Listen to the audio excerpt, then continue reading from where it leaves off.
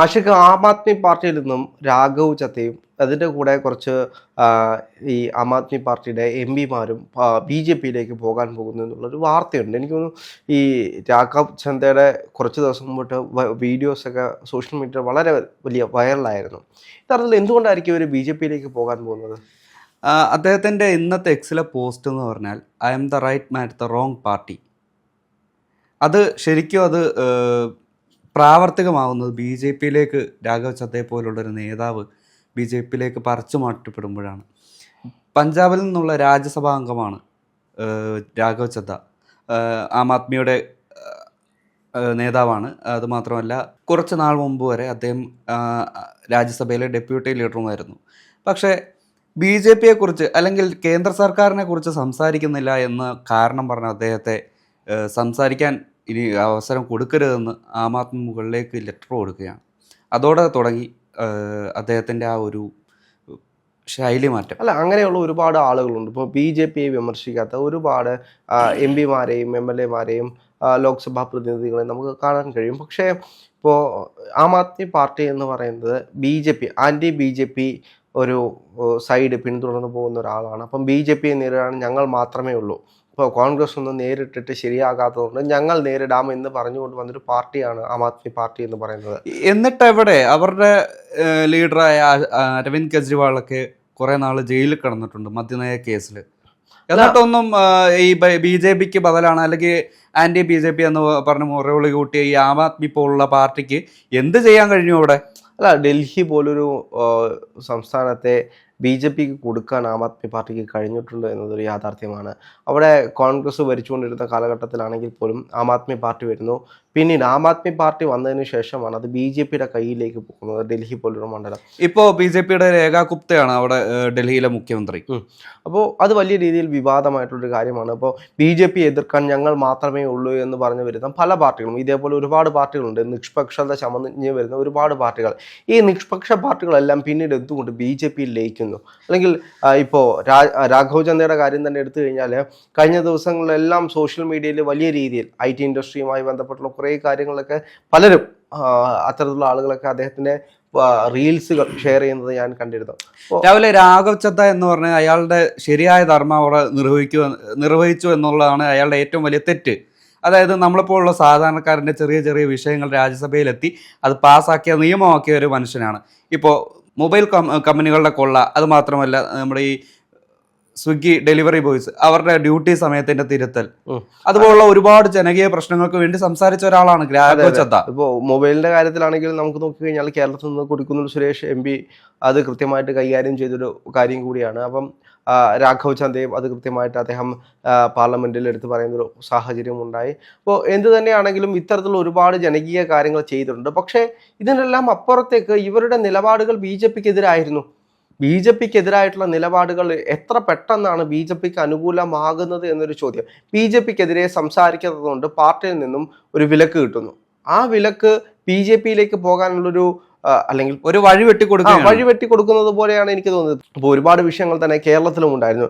കേരളത്തിൽ ഏറ്റവും കൂടുതൽ അങ്ങനെ ഒരു പ്രതിസന്ധി നേരിട്ടത് ശശി തരൂരിനാണ്.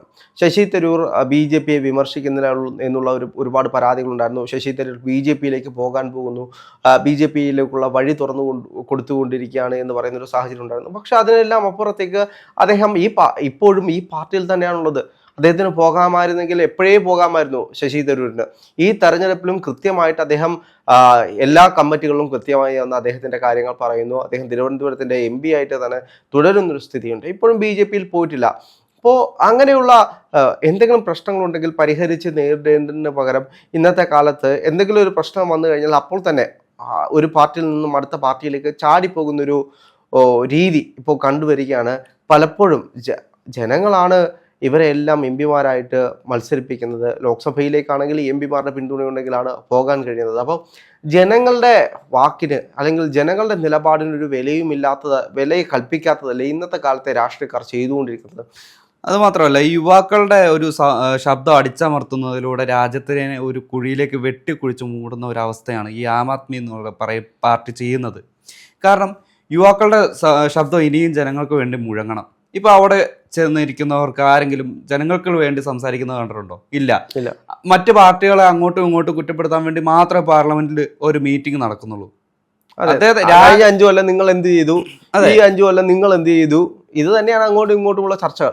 രാഘവ് ചദ്ദയ്ക്കെതിരെ നടപടി എടുത്തപ്പോൾ അദ്ദേഹം മാത്രമല്ല പോയി, അദ്ദേഹത്തിന്റെ കൂടെ 7 MP-മാരാണ് പോയി. 7 MP-മാർ നിസ്സാര സംഖ്യ. അതെ, 7 MP-മാരെ കൊണ്ട് പോകണമെങ്കിൽ അദ്ദേഹം അത്രത്തോളം ഒരു ശക്തനായിരുന്നു. ഇപ്പോൾ അദ്ദേഹത്തിന്റെ സ്ഥാനം മാറ്റി മറ്റൊരാൾക്ക് കൊടുക്കുന്ന ഒരു സാഹചര്യത്തിലാണ് അദ്ദേഹവും BJP-യിലേക്ക് പോയി എന്നാണ് എനിക്കറിയാൻ കഴിയുന്നത്. അശോക് മെഹ്ത. അപ്പോൾ അതുപോലെ തന്നെ ഹർഭജൻ സിംഗ് പോകുന്നുണ്ട്. അപ്പോൾ ഒരുപാട് പ്രശ്നങ്ങൾ ഇപ്പോൾ ആം ആദ്മി പാർട്ടിയിൽ നിറഞ്ഞു നിൽക്കുകയാണ്. ഈ പാർട്ടി ഇതോടെ തീർന്നു എന്ന് വേണമെങ്കിൽ നമുക്ക് കരുതാം. ആ രീതിയിലാണ് പൊയ്ക്കൊണ്ടിരിക്കുന്നത്. ഇപ്പോൾ ഡൽഹിയിൽ ഉണ്ടായ പാർട്ടി പിന്നീട് ഇന്ത്യയിലെ പല സ്ഥലങ്ങളിലേക്കും വ്യാപിക്കുന്നത് നമ്മൾ കണ്ടതാണ്.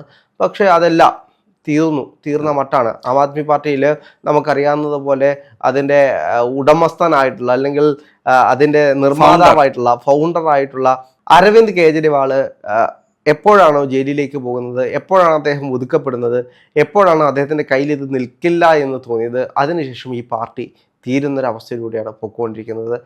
ഒരു തെരഞ്ഞെടുപ്പിൽ അദ്ദേഹത്തിന് നേരിടാൻ കഴിഞ്ഞു BJP-യെ. അതിനുശേഷം പിന്നീട് BJP-യുടെ കാൽക്കൽ കൊണ്ട് വെച്ചു കൊടുക്കുന്ന രീതിയിലേക്കാണ് ആ പാർട്ടി പിന്നീട് പോയത്. ഇപ്പോൾ ആ പാർട്ടി ഏകദേശം തീരുന്നൊരവസ്ഥയിലേക്കാണ്. നമ്മളിപ്പോൾ ഈ CPM-ൻ്റെ കാര്യം പറഞ്ഞ് നമ്മൾ പലപ്പോഴും കളിയാക്കാറുണ്ട്. ത്രിപുരയിലേക്ക് എത്ര കൊല്ലം ഭരിച്ചൊരു പാർട്ടിയാണ്, ഇപ്പോൾ എങ്ങുമില്ലാകുന്ന ഒരു അവസ്ഥയിലേക്കാണ്. ഇനി കേരളത്തിലും ഭരണമില്ലെങ്കിൽ എങ്ങും ഭരണമില്ലാത്തൊരു സാഹചര്യത്തിലേക്ക് പോകാൻ പോകുന്നു എന്ന് പറഞ്ഞ് നമ്മൾ കളിയാക്കുമ്പോഴും ഇപ്പോൾ പിന്നീട് ഉണ്ടായി വന്നിട്ടുള്ള പാർട്ടിയാണ് ആം ആദ്മി പാർട്ടി പോലുള്ള പാർട്ടികൾ. ആ പാർട്ടികളൊക്കെ വന്ന് അതേപോലെ പോകുന്നൊരു കാഴ്ചയാണ്. ഇനിയും എങ്ങും ഭരണമില്ലെങ്കിൽ, അധികാരമില്ലെങ്കിൽ പിടിച്ചു നിൽക്കാൻ കഴിയാതെ BJP-യിലേക്കോ മറ്റ് ചേരിയിലേക്കോ പോകേണ്ട ഒരു സാഹചര്യം അവിടുത്തെ MP-മാർക്ക് വരുന്നുണ്ടെങ്കിൽ അതിൽ കൃത്യമായ എന്തെങ്കിലും അജണ്ടകൾ ഉണ്ടാകും. ആ അജണ്ടകളുടെ അടിസ്ഥാനത്തിലായിരിക്കാം ഇതെല്ലാം സംഭവിക്കുന്നത്. ഇപ്പോൾ ഈ BJP-യെ സംബന്ധിച്ചോളം രാഘവ് ചദ്ദ ഒരു ഷുവർ ഗോളാണ്. കാരണം ഇത്ര കണ്ട് ജനങ്ങൾക്ക് വേണ്ടി സംസാരിച്ച ഒരാൾ തിരിച്ച് അതേ പാർട്ടിക്കെതിരെ സംസാരിക്കുമ്പോൾ അതിൻ്റെ ഇമ്പാക്റ്റ് വേറെ ആയിരിക്കും. അതുകൊണ്ട് തന്നെ രാഘവ് ചദ്ദയുടെയും കൂട്ടരുടെയും ആ ഒരു വരവ് ഈ BJP-ക്ക് ഏറ്റവും കൂടുതൽ ബോണസ് ആയിരിക്കും. കാരണം ഇനി അവർക്കെതിരെ സംസാരിക്കാൻ അല്ലെങ്കിൽ ജനങ്ങൾക്ക് വേണ്ടി സംസാരിക്കാൻ ആ ഒരു സഭയിൽ ആരുമില്ല. ഇപ്പം ആകെ സംസാരിക്കാനുള്ളത് എന്താണെന്ന് വെച്ചാൽ BJP-ക്കെതിരെ സംസാരിക്കാനാണ്. ഇപ്പം ആ BJP-ക്കെതിരെ സംസാരിക്കുമ്പോൾ തിരിച്ച് അവരെക്കുറിച്ച് സംസാരിക്കാൻ രാഘവ് ചദ്ദ ആ ഒരു സംഘത്തിൽ BJP-യുടെ പാളയത്തിലുണ്ടാവും. BJP എല്ലാവരെയും കൃത്യമായിട്ട് പർച്ചേസ് ചെയ്യുന്നുണ്ട് എന്ന് എനിക്ക് പലപ്പോഴും തോന്നിയിട്ടുണ്ട്. അത് കൃത്യമായിട്ട് കഴിവുള്ള ആളുകളെ നോക്കി സെറ്റിൽമെൻറ്റ് ചെയ്യാനും അല്ലെങ്കിൽ അവരെ കൃത്യമായി ടാർഗറ്റ് ചെയ്ത് തകർക്കാനും കഴിയുന്ന ഒരു പാർട്ടിയായിട്ട് BJP മാറുന്നുണ്ട്. ഇപ്പോഴും അവതരിപ്പിക്കുന്ന ബില്ലിൽ പോലും കൃത്യമായിട്ട് പ്ലാൻ ചെയ്ത് അവതരിപ്പിക്കാനും അത് കൃത്യമായിട്ട് മാനിപ്പുലേറ്റ് ചെയ്ത് ജനങ്ങളുടെ ഇടയിലേക്ക് എത്തിക്കാനും കഴിയുന്ന ഒരു പാർട്ടി BJP തന്നെയാണ്. അപ്പോൾ എന്ത് തന്നെയാണെങ്കിലും ഇത്തരത്തിലുള്ള കൊഴിഞ്ഞുപോക്കുകൾ ഒരു പാർട്ടി തന്നെ ഇല്ലാതാകുന്ന ഒരു സാഹചര്യമാണ്. ഇത്തരത്തിലുള്ള കൊഴിഞ്ഞുപോക്കുകൾ കൂടുതൽ BJP-ക്ക് അനുകൂലമായിട്ടാണ് വരാൻ പോകുന്നത്. അപ്പോൾ BJP കുറച്ചുകൂടെ ശക്തമാകുന്ന രീതിയിലേക്കാണ് ഇത്തരത്തിലുള്ള കാഴ്ചകൾ നമുക്ക് കാണാൻ കഴിയുന്നത്.